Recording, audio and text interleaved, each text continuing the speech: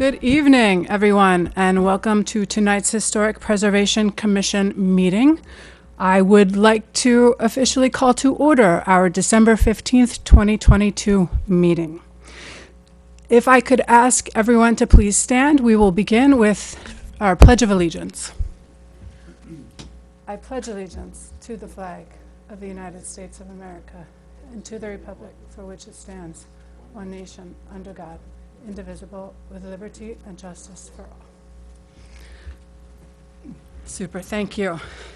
And for our roll call this evening, we will each introduce ourselves. I am Jenny Steinhagen. Ladislao Castellanos. Unfortunately, Josh Gaccione is unable to attend tonight's meeting. Our meeting tonight, we have 3 items on the agenda. I will read all 3 of those. The first is under Public Meeting 101 Main Street, which is also known as the Washington Hotel, the Samuel Fee Building. Also, Historic Preservation Commission membership and Historic Preservation in Tuckahoe. That will be followed by discussion and miscellaneous business. So in that order, number 1, the Washington Hotel is a historic building here in Tuckahoe. We've been talking about it for a few months. In November of this year, the commission voted to open up a public meeting in which we not only acknowledged receipt of the 18-page nomination form for the building that was submitted, but we invited individuals to share information about the building or to weigh in on the discussion. We had at that November 9th, I think it was the 9th of November meeting, Richard Furliano, the Eastchester town historian, spoke a little bit. The meeting before that, I had spoken as well a little bit about the architectural, historical, social, and economic, and cultural history of the building and what a treasure it is to our village. So let us keep this public meeting open. So at this point, I would like to invite anyone to come up. I know that Richard Furliano, who is here again with us tonight, had submitted a video, and I believe we have the opportunity tonight to hear that video and to invite Mr. Furliano. First of all, thank you for inviting me up to speak. Last May and June, I had the honor of working with 4 wonderful seniors at Eastchester High School, one of whom lives in the village of Tuckahoe, and the 3 others live in Eastchester. And it was a internship program for students that want to continue after high school pursuing interest in history. And what they did, they decided to pick the theme of our immigrant history and racial history of the town. And they came up with 10 wonderful Instagrams that, what I'm going to run you through the one they did on Samuel Fee's Washington Hotel. Let me just announce their names. I sent an email to them, but I don't think they've come home from college yet. Nick Sarasi took an unpublished paper I had written on the experience of the Irish coming to Tuckahoe and Eastchester. Matteo Casal also went on further to tell about the Italian experience. Scarlett Odell, who lives in Tuckahoe, helped with the narrative. Now, we had I guess I messed up. We had a little technological glitch here that the narrative, and you can view this on Instagram, they had a wonderful narrative based on what it wasn't me telling them what to do, we collaborated, and this one Instagram, they have 10 total Instagrams, was marvelous. And I'll just run you through the pictures. The picture that you see on the screen are the Irish quarry workers who came here after the Great Famine. By the time the Washington Hotel would be built, the Irish stonecutters, and that was the meeting house of the Stonecutters Union. There were two groups of famine Irish who came here and their descendants. One were the highly skilled stonecutters, and the other one were the quarry workers who worked for a third of the price, and their work, and sometimes they were employed, but the stonecutters were in demand all over the Northeast. Next picture. Is it, I think I just have to hit play. I don't know if it's a, Yeah, okay, go ahead. just gonna hit play and then Go ahead. you'll see.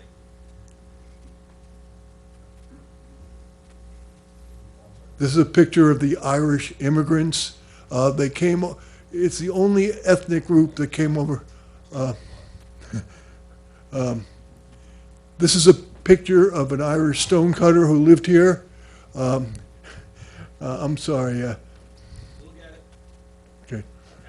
Irish famine, they came here in the 1840s. The first Irish, famine Irish was Robert Bellew. There's Vince Bellew, who used to write a column for the Tuckahoe Eastchester Record, is a direct descendant of the Irish immigrants. Next picture.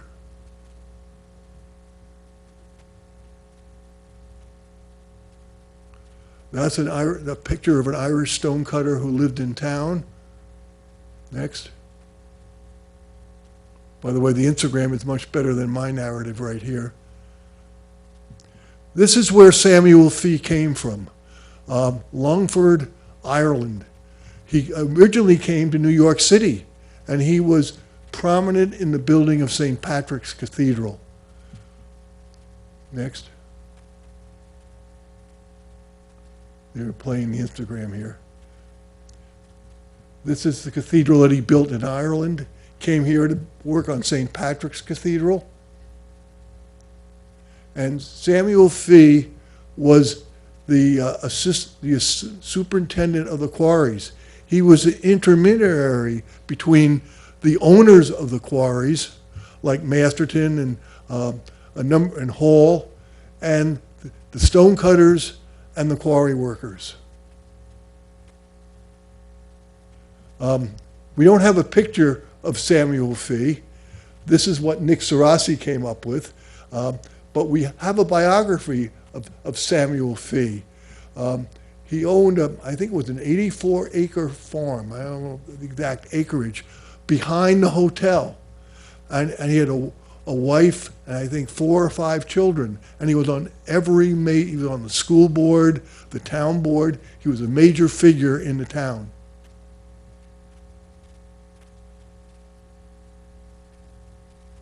Justice of the Peace. I wish I could draw like Nick. Next. That's another picture of Sam. What really was amazing is how, now, next to the, right near the Washington Hotel, right, this building that we're standing here is the Masonic Lodge, the first Masonic Lodge. Now, many of you have heard of the Masons. This was a group of people who anonymously wanted to do public service. The first Masonic Lodge was up in Waverly Square. The second Masonic Lodge was right here in the Samuel Fee's Hotel. And they would gather together. They had secret handshakes and a number of things. But what's ironic is before 1877, the Masons were ecumenical. Protestants, Catholics were all part of the Masonic Lodge. And in 1877, for reasons that still to me are unclear, Protestants were banned from the Masonic Lodge. But Samuel Fee was a Mason. He was Catholic. The the Hodgman brothers were Protestants, and they all did what they needed to do. And this was a period when we were still recovering from the horrible Civil War. And they did many acts of goodwill for African Americans, for the orphans of soldiers who had been killed during the war. Next.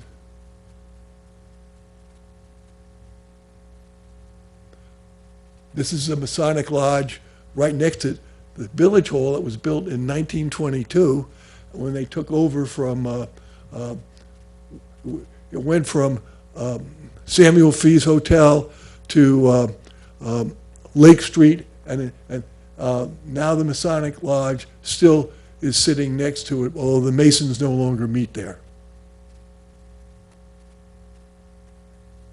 Next.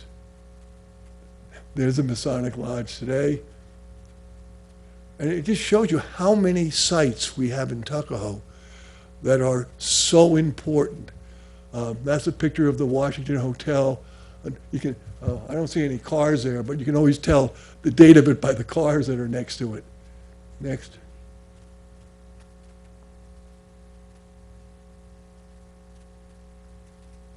This is a, if you have a chance, just, I'm not, very, well, there's a, this is a more recent picture of the Masonic shell. Now, what's interesting, and this is made, how thick is the marble? About 14, the blocks are The about, walls? the walls, The walls on the first floor are 27 inches thick. 20. And Frank, you're going to come up and talk. He's the owner of the hotel. Now, when you talk about the ethnic history, the first ethnic group to work in the quarries were the Irish. The owner of the quarries was a Scottish immigrant who came here at 19 years old named Alexander Matherton. And they worked hand in hand. And relations weren't always cordial. I know, actually, you know, with union things. But when I first became the historian, I realized when I went into the Washington Hotel, they didn't have any air conditioners. You didn't need to have an air conditioner because marble is a great insulator against the cold and the heat. Next.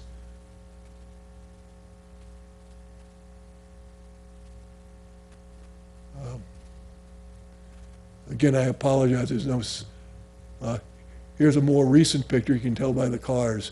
So this is really a great view of just one of the many sites in Tuckahoe.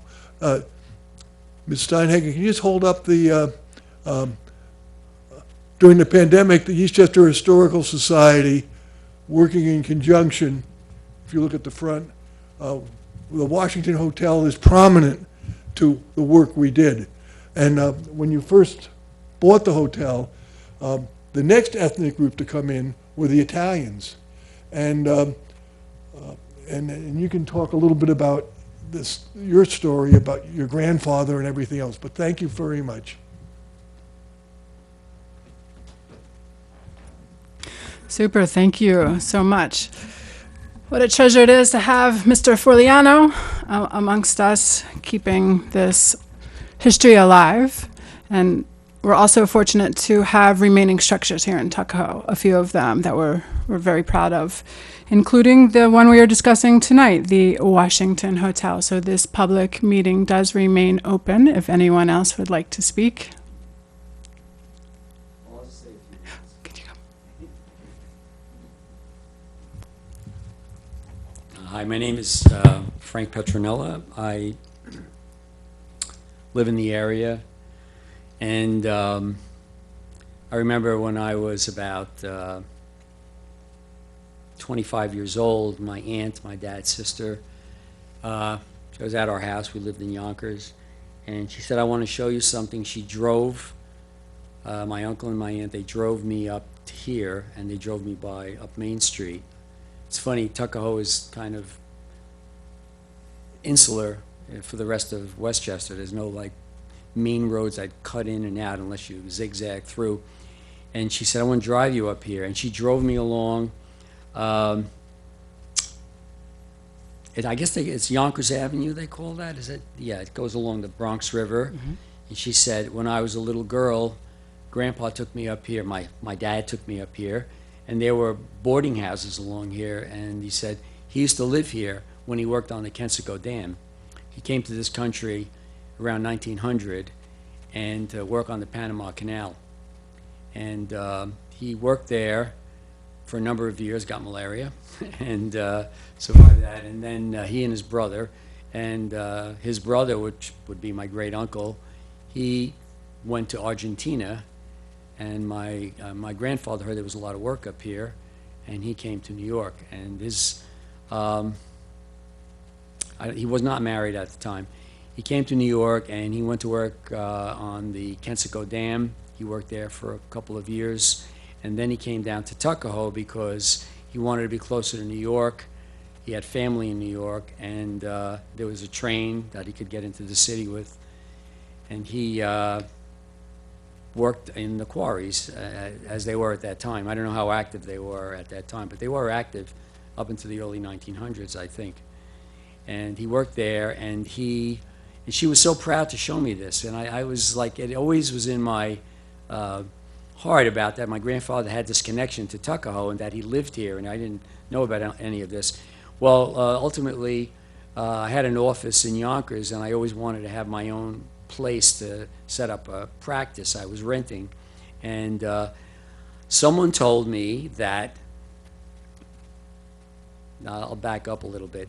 One of my patients said that there was a piece of property in Tuckahoe that was for sale, and he asked me if I was interested in going in with a few people and buying it and then maybe putting up a small professional building. So we came and we bought the property at 115 Main Street, which is now a medical building.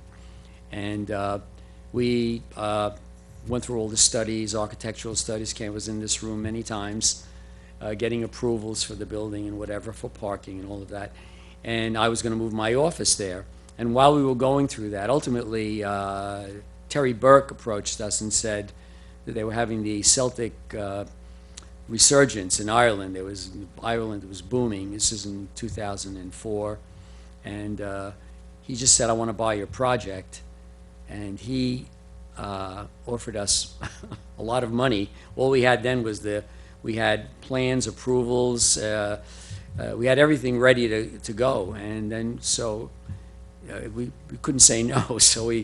But I didn't want to sell it because I wanted to be in this town. And then I heard that the building next door, Bruce Batty owned the building next door, the Washington Hotel, and I heard it was for sale, and I got all excited. So I went over and I knocked on the door and I spoke to him, and he was selling the building. So I said, okay, let's sell the property. So we sold the property, and I took the money I got from that. I made, it was a handsome profit for me, and I bought the Washington Hotel, and it was a wreck. So I was so proud that I had this beautiful building that I said, I'm going to really try to restore it and make it nice again. So I spoke to people in town, the Generosa Pope Foundation. They gave me the name of some people who did masonry work, and I had the building repointed, and I matched the original. I had some of the old mortar, and I took it to these people in the city. They matched the mortar, the composition. They analyzed it, chemically analyzed the mortar, and they said, oh yeah, they don't do it this way anymore. And they matched it, and they gave me batches. They gave the people who did it batches of mix to make the right kind of mortar, keep the color the same, and all of that. And they repointed the whole building, and I thought it came out great. I mean, most of the attention was on the front, and then I, in the basement of the building was some old ironwork where they had gates on the side, and I had a patient who was an iron worker, Michael Batone, and he and his dad, they were like blacksmiths, and he was a very talented guy, and I showed him some pictures of the building, the railings that were originally there, and I asked some other places to do it. They said, well, we can't do it anymore. They make it out of aluminum. He made out of wrought iron. He matched this filigreed metalwork to put on the side of the building, and he made railings for me and all that stuff. And it's really started to come together, and I just loved the building, and I loved the architecture in it, and I was always astounded at the level of workmanship that was inside of it that really doesn't exist today. Maybe if you have a cathedral like St. John's, when they restored it after the fire in the city, they brought over all these specialists from all over the world to try to rebuild that church, and they're hard to find. So I thought it was incredible to see this kind of workmanship, and I battled with the contractor every step of the way putting the building up, because I had to put a window in the building, and he said, just, knock it out, put a Dorianotic window in there and just frame it out with the stone. And I said, but the other windows had very unique stonework around the sides of the window, and I found a quarry, and I said, I'll find a place that'll match that. I took pictures of it. I took it there. They cut the stone the way I wanted to, and he put it in, things like that. So I feel very good about it, the interior and the exterior and things like that. I could go on, but, you know, I think it's marvelous that they have the commission now. It's really terrific, and I was honored that you asked me to, you know, to be involved in this, and I would be very proud to have it registered. I think it's terrific. And that's all I can tell my children, they own a historical landmark. And I have 7, so there's a lot to tell. Okay, well, thank you very much, and I will end it right there. Okay.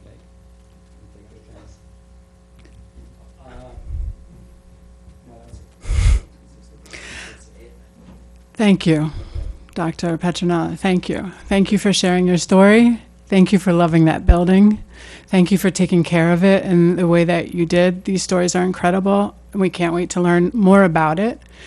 But I think I speak for us on the commission, us in the room, and a lot of people who every day walk by that, drive by it, and it still stands as an amazing symbol of our history here and the people who were involved with that history.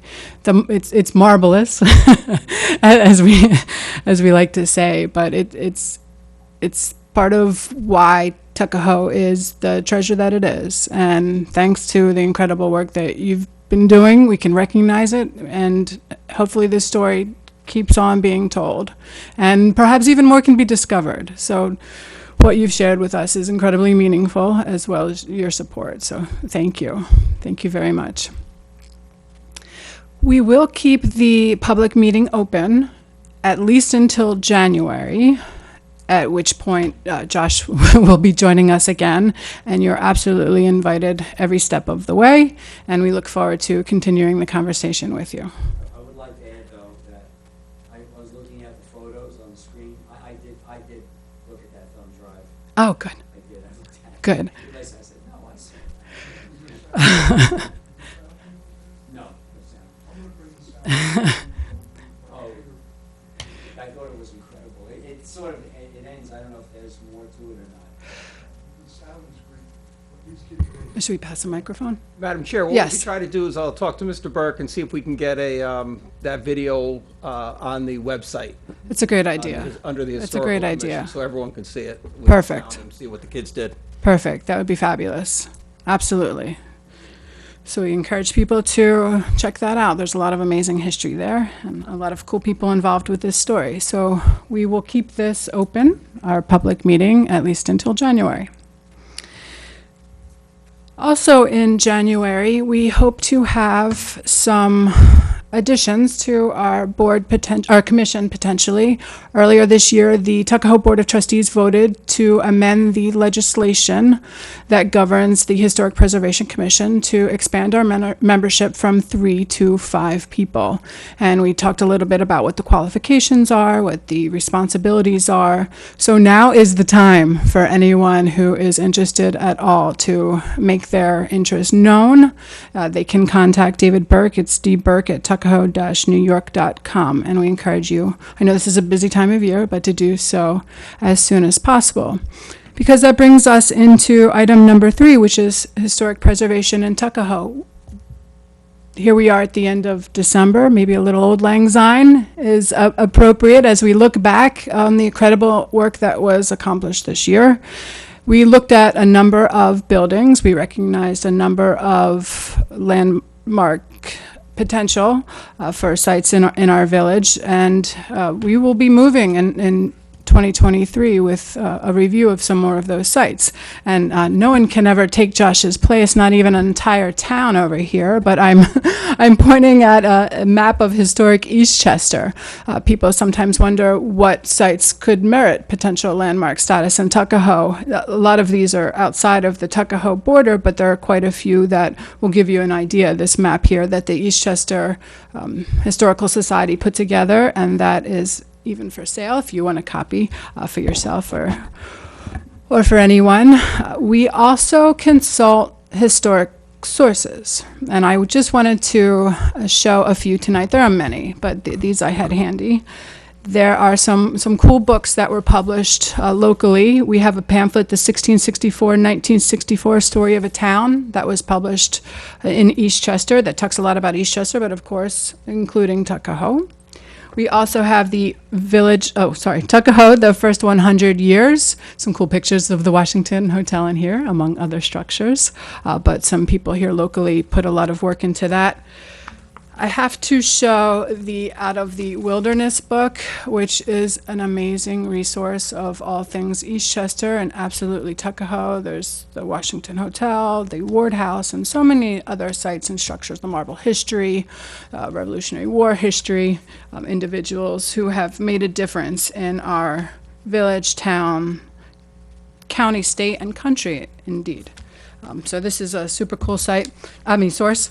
I brought this building, a suburban village. This is Bronxville, but we know that Bronxville and Tuckahoe were part of historic Eastchester and still part of the town of Eastchester. So there's a little bit of overlap, and Tuckahoe and Bronxville share a border, of course. So there are some areas that, if you're looking for information about those parts of town, you could potentially find it in here. Some cool JFK stuff in here too. When the Kennedys had a gorgeous house over in Bronxville. But lots of fun stuff in there. Also, you can see pictures of Bronxville's old village hall that is very similar to Tuckahoe's village hall. Theirs, unfortunately, is gone, but we still have our old village hall here in Tuckahoe as of now. And I had to bring this one here. This is a history of Westchester County, New York, that goes back to 1886. My copy isn't that old, but there is tons on the wards of the ward house and their role as judges and with the provincial congress and the incredible role that Samuel Crawford and the wards played in the patriot loyalist struggles that took place right here in Tuckahoe. So lots of fascinating things there. And we have lists on the Tuckahoe website of sites those started when we were a task force. And those mention the sites that could be reviewed in the future as potential landmarks. So that work continues into 2023. So thank you, Laszlo, and thank you also to Josh, and thank you to everyone who has been involved with this journey and where we are so far this year. To be continued. That brings us to discussion. We will open it up now if there is any discussion on anything else. So it's the end of the year. There's a lot going on. But I was told that maybe we could keep it light. So I just wanted to throw out there, we've been talking a lot about the Washington Hotel and absolutely about the Ward House, right? So let's talk about the Ward House for a second. So the Ward House, we know George Washington never stayed at the Ward House, right? We know that. But on at least 6 occasions, George Washington was given information about the strategic value of the Ward House. This is a fact, right? So we know he didn't stay there, but we know where George Washington kept his armies, in his sleeveys. I was told I could tell a joke. I think I may have been quite serious in my delivery there, but yeah, George Washington kept his armies in his sleeveys. I think we may be done on that note. I think last time we spoke about a criteria for people who are interested in joining the commission. I just want to make it clear that even if you don't make that criteria, if you still have a love for architecture, a love for history, love for Tuckahoe, just please come forward. I think sometimes the love of something is more than experience, and I don't want to just say, hey, you need to meet this criteria in order for you to be on the board. Second is for Mr. Petronella. The trade of that you have is very respected. I respect the fact that, like you said, you took the mortar to get it matched. That's amazing. So thank you. That's something that I personally look at people and say, wow, that's great. Gutters, replacing windows, not just putting a vinyl window or vinyl door and saying, that's it. So, yeah, thank you. That's it.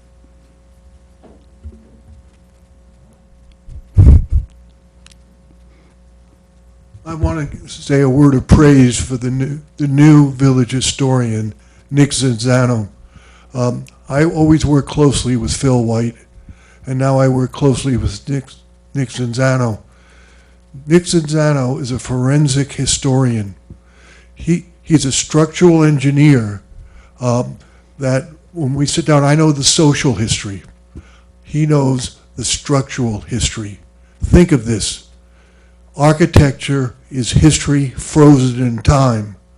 But Nick has melted the ice blocks. He can go back 100, 150 years and show how the Washington Hotel, the Ward House, the other sites in this town have changed. One last word. The Irish were the first to come. And then starting with people like your grandfather, beginning of the year 1900, in the census there were 200 Italians living in Tuckahoe. By the year 1920, there were 2,600. And the Irish and the Italians sometimes worked together. Sometimes they didn't always get along.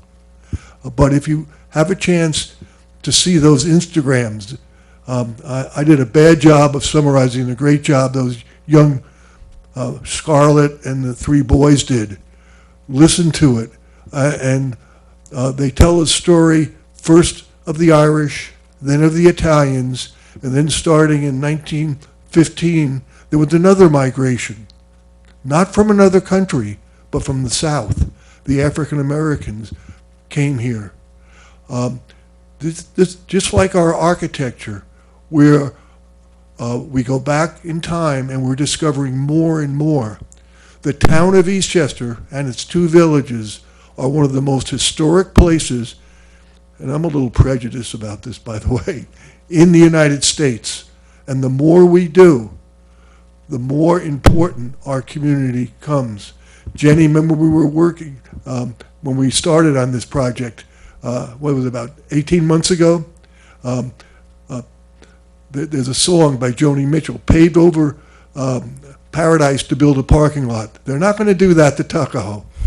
So I want to wish everybody a happy new year and join us. And I hope, I don't live in Tuckahoe. My kids went to the Tuckahoe schools. I live in Chester Heights. But we share a common heritage, and we should be very aware that while Eastchester, Bronxville, and Tuckahoe have their own unique characteristics, there are bonds that join us together, and they're really important.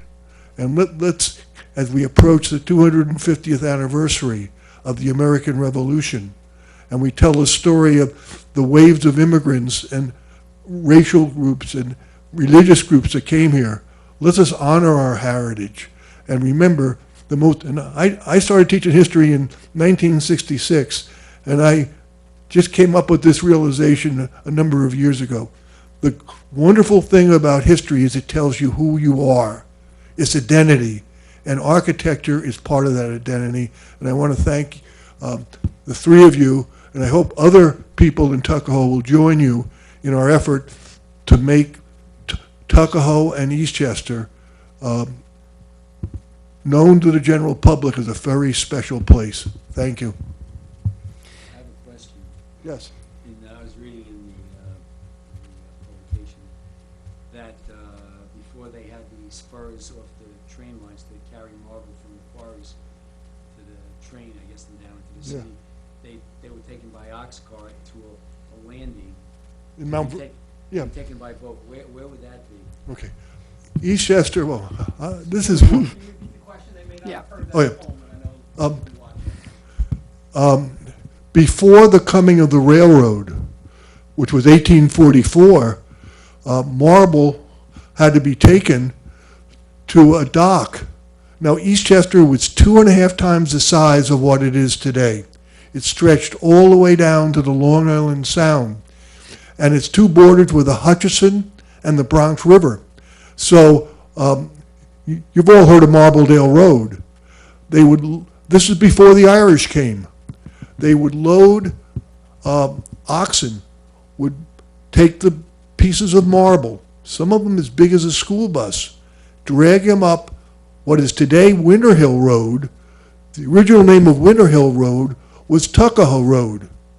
And then they would take it down White Plains Road, Route 22, back then it was called the Old Post Road, all the way down to a dock in Mount Vernon. And then they would take those huge blocks of, the stonecutters hadn't come in yet.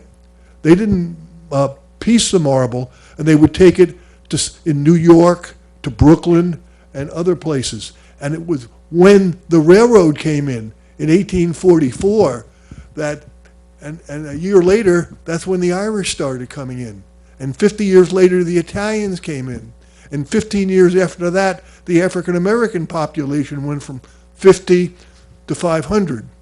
So it's all a story of growth. And sometimes everybody got along, and what's really fascinating, there were sometimes they didn't get along. And you, Frank, you know what happened up at Kinsego Reservoir. There was they had to make the county had to come up with a special police force to keep the Italians and the Irish from killing each other. But it's a great history, and it's so much fun. I still get into the schools, but I could never last all day. I'm getting too old for that, but thank you. Thank you. Thank you. Yes, a lot more incredible history to be explored. So we look forward to hearing more of these stories as we go forward. Is there anything else for discussion tonight? Any more jokes? any more discussion? I think on behalf of Laszlo, Josh, myself, all of us, best wishes for happy holidays. Thank you again for all of your work, Dr. Petronella. Thank you, Mr. Forliano, and Tuckahoe. Thank you very much. This meeting is adjourned. Thank you. Good night.